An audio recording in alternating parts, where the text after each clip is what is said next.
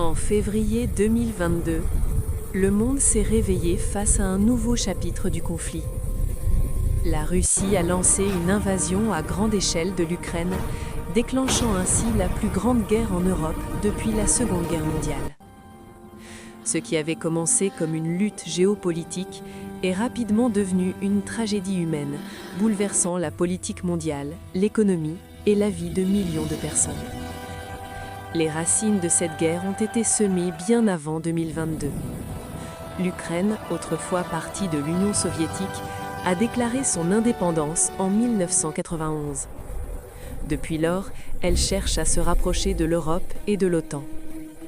La Russie, sous la présidence de Vladimir Poutine, a perçu ce mouvement comme une menace directe pour son influence et sa sécurité.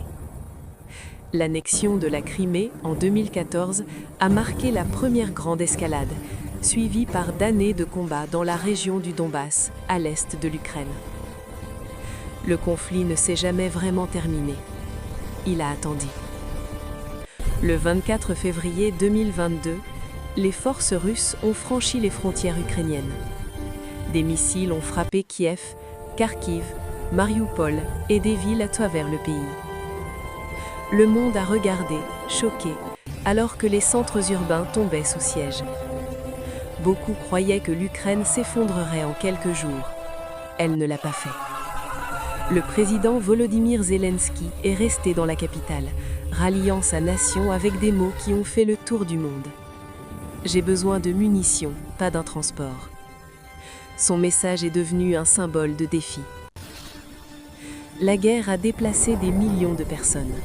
Des familles ont été séparées, des maisons ont été abandonnées, des villes ont été réduites en ruines. Mariupol est devenu un symbole de souffrance, une ville encerclée et bombardée pendant des semaines, sans nourriture, eau ou électricité.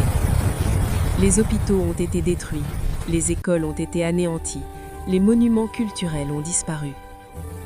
Pourtant, au milieu de cette dévastation, des histoires de résilience ont émergé. Les voisins s'entraidaient, les volontaires risquaient leur vie pour sauver des inconnus, les communautés refusaient de disparaître.